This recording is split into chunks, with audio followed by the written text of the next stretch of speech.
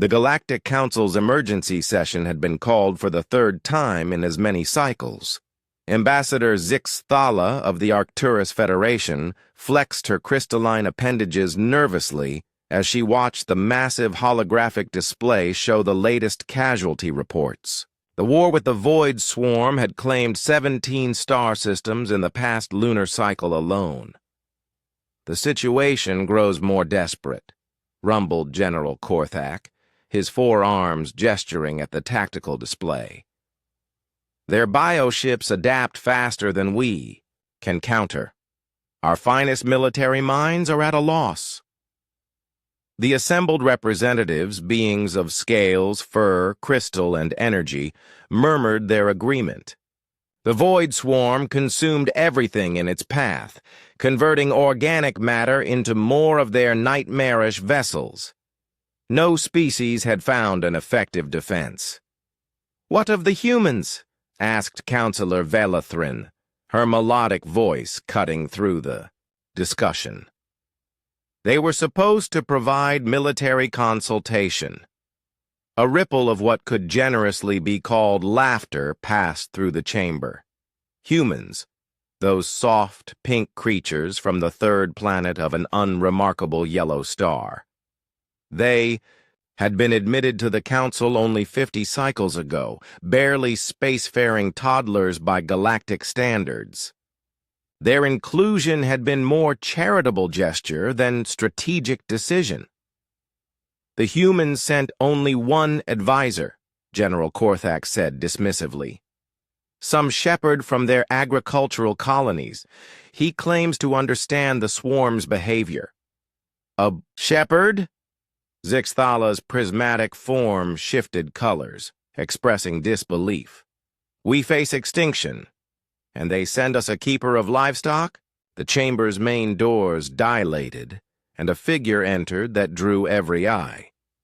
He was unremarkable by human standards, medium height, weathered hands, wearing simple clothes that had seen better days.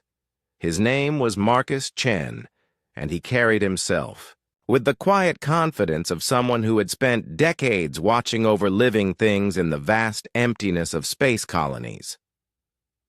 "Apologies for the delay," Marcus said, his voice carrying easily through the chamber's acoustics. "I was reviewing your tactical reports." General Korthak's mandibles clicked in irritation. "And what insights does a shepherd offer to our military strategists?"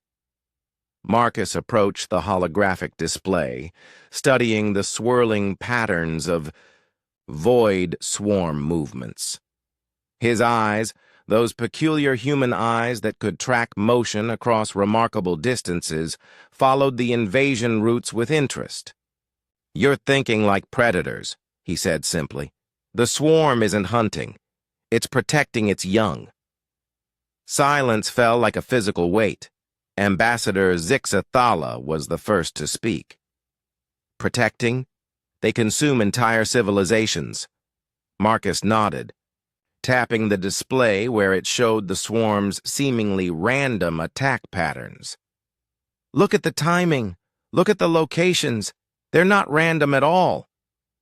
His finger traced lines between systems. "Every attack creates a buffer zone around this region here." He indicated a sector that remained untouched by swarm forces. 37 systems, he continued, forming a perfect protective sphere around something they value more than expansion.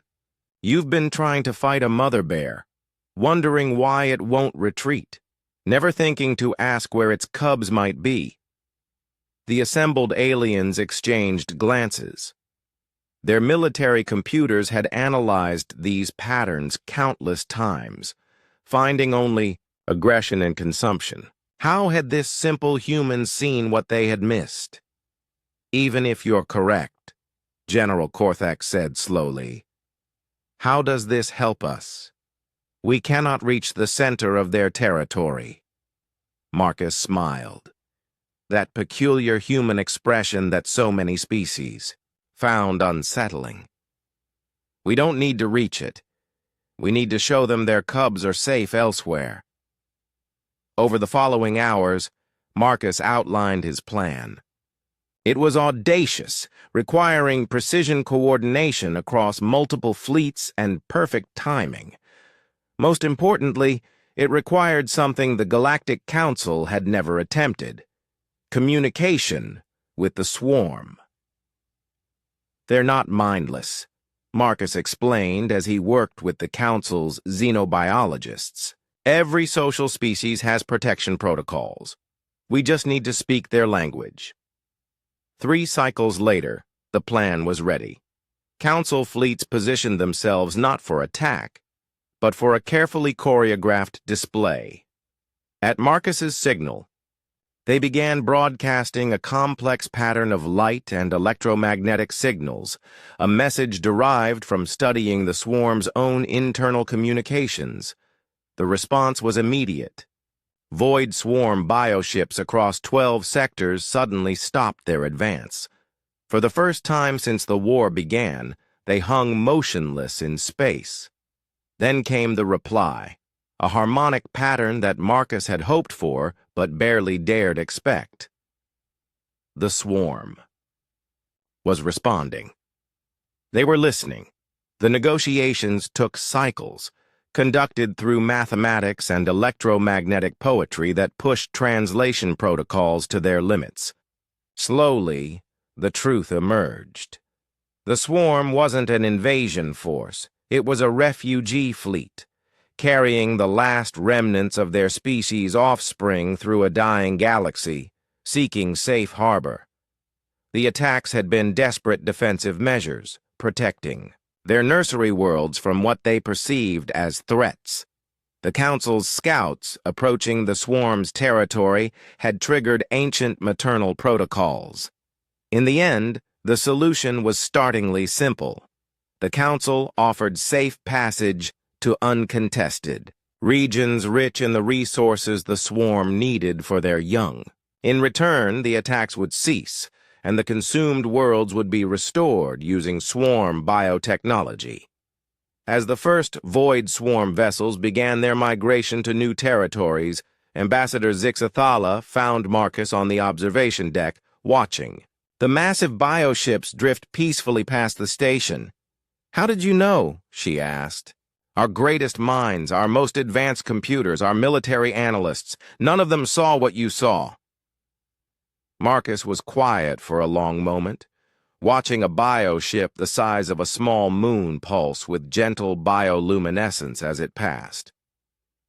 Back home, I spent 40 years watching over sheep on the frontier colonies. You learn to recognize when something's acting out of fear instead of aggression. You learn that sometimes the most dangerous predator is just a scared parent trying to protect its family. He turned to face her, and in his eyes she saw something that would stay with her for cycles to come. The quiet wisdom of someone who understood that strength wasn't always about the ability to destroy, but sometimes about the courage to protect. The bear's cubs were lost, Marcus said softly. They just needed someone to help them find their way home. As the last of the swarm vessels disappeared into the stellar distance, heading toward their new sanctuary, the Galactic Council began drafting new protocols. Never again would they face a crisis without consulting those who understood the simple truth that Marcus had shown them. Sometimes the greatest battles were won not by the sword, but by the shepherd's staff.